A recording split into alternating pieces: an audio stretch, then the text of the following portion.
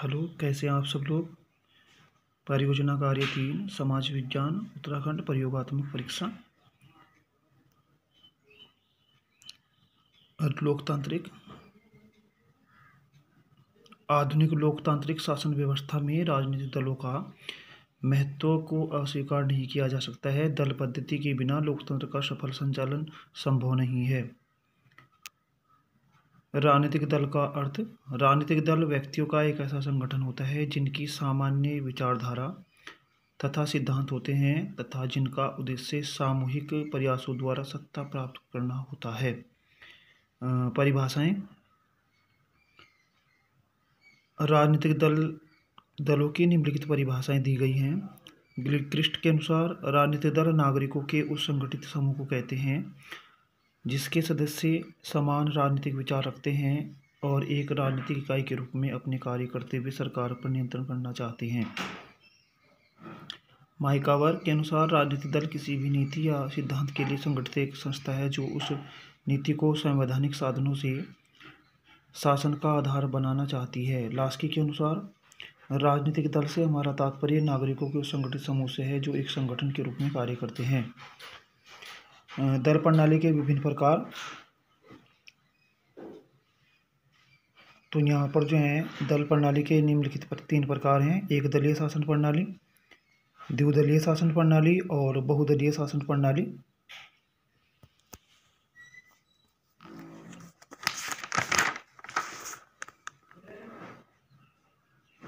भारत के प्रमुख राजनीतिक दल।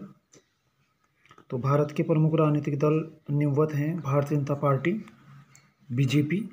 जनसंघीय पुनर्गठन के रूप में भारतीय जनता पार्टी का गठन 6 अप्रैल 1980 को अटल बिहारी वाजपेयी की अध्यक्षता में हुआ।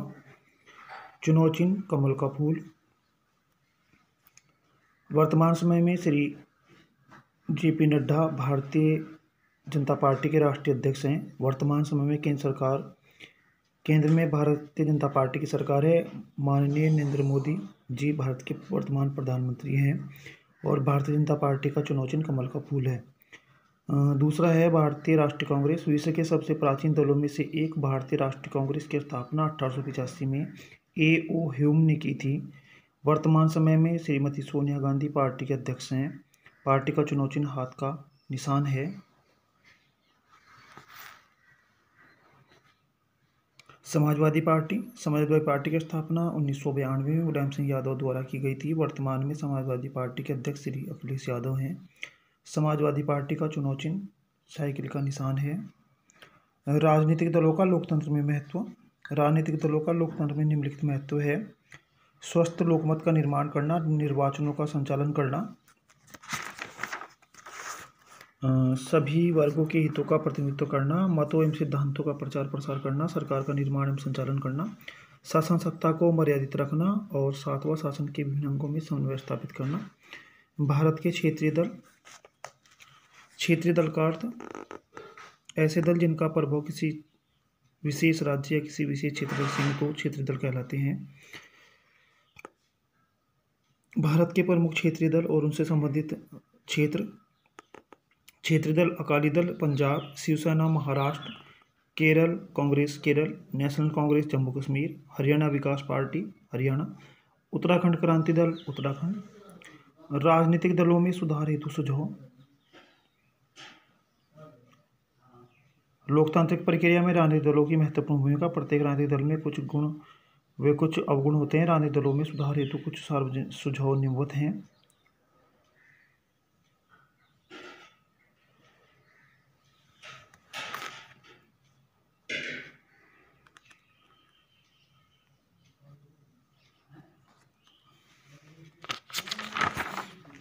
परियोजना कार्य 4 जागरूक उपभोक्ता कैसे बने। ये अर्थशास्त्र से संबंधित है कि किस प्रकार से जो जागरूक उपभोक्ता बने।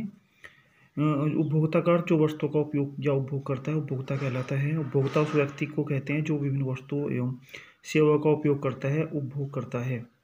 उपभोक्ता शोषण का अर्थ जब उत्पादक द्वारा उपभोक्ताओं को सस्ते व खराब उत्पाद या माल देकर अच्छे माल के पैसे लिए जाते हैं तो इसे उपभोक्ता का शोषण कहा जाता है। उपभोक्ता शोषण के कारक। उपभोक्ता शोषण के निम्नलिखित कारक हैं। निम्नलिखित प्रकार से जो है बाजार में उपभोक्ता का शोषण किया जाता है। जैसे यहाँ पर आपका है कम तोलना, कम मापना, घटिया सामान, अधिक कीमत, मिलावटी माल, डुप्लीकेट वस्तुएं। जागरूक उपभोक्ता, उपभोक्ता अपने अधिकारों एवं कर्तव्यों के प्रति सचेत रहे। जागरूक उपभोक्ता होना या जागरूक उपभोक्ता कहलाता है। यहाँ पर उपभोक्ता शोषण के कारक कम तोलना, कम मापना, अधिक कीमत, मिलावटी माल या वस्तुएं, घटिया सामान, घटिया माल, डुप्लीकेट सामान या माल। जागरूक उपभोक्ता बनने के लिए आवश्यक बातें। जागरूक उपभोक्ता बनने के लिए निम्नलिखित बातें आवश्यक हैं। उपभोक्ता संरक्षण दल, उपभोक्ता अदालत,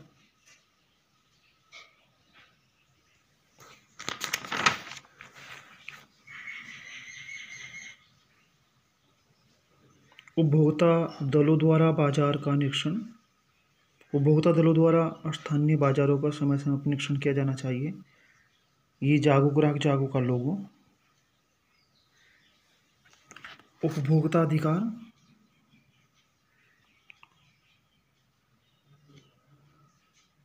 उपभोक्ताओं को निम्नलिखित अधिकार प्राप्त हैं।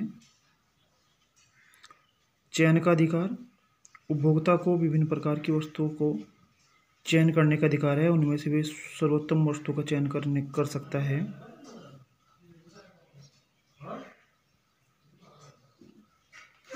सुनवाई का अधिकार,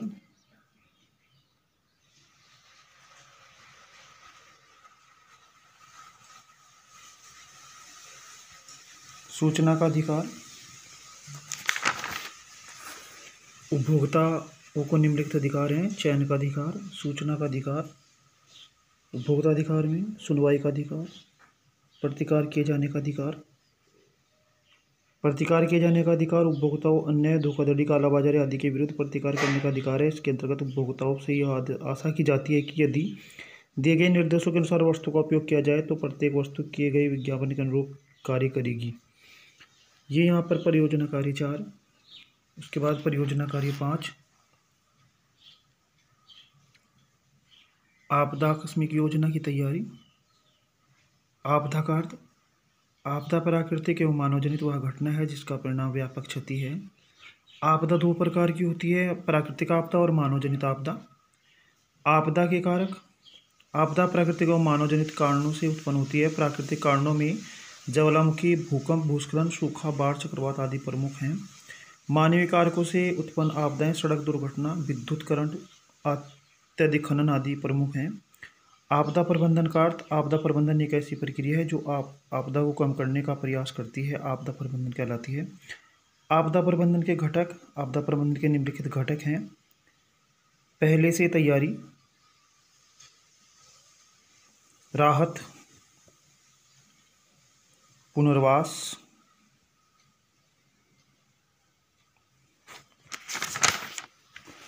आपदा प्रबंधन का ये डायग्राम चित्र यहाँ पर।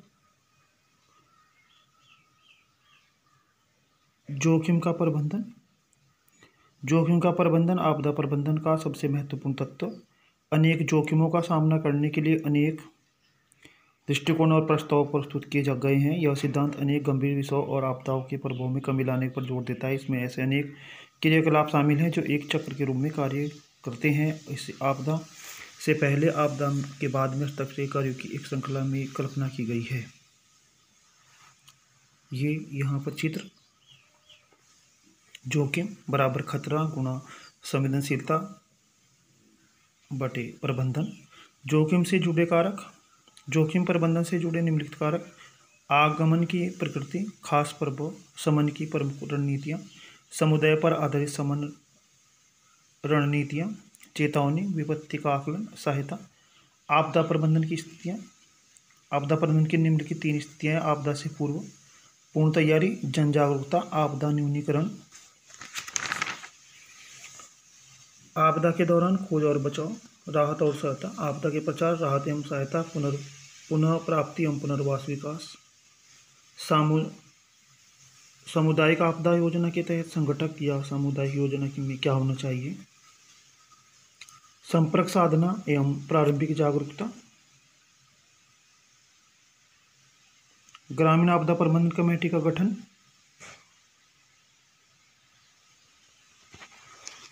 आंकड़ों को एकत्रित करना।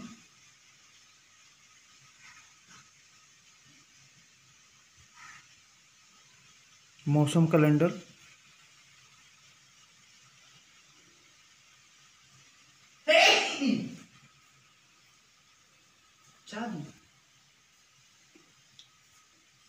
मानचित्र तैयार करना।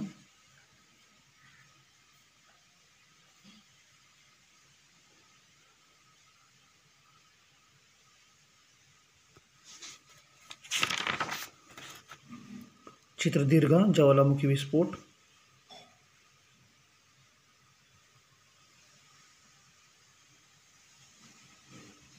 भूस्खलन। सूखा।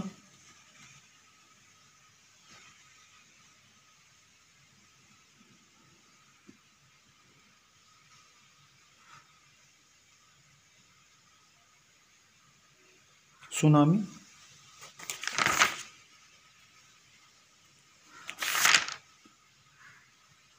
धन्यवाद।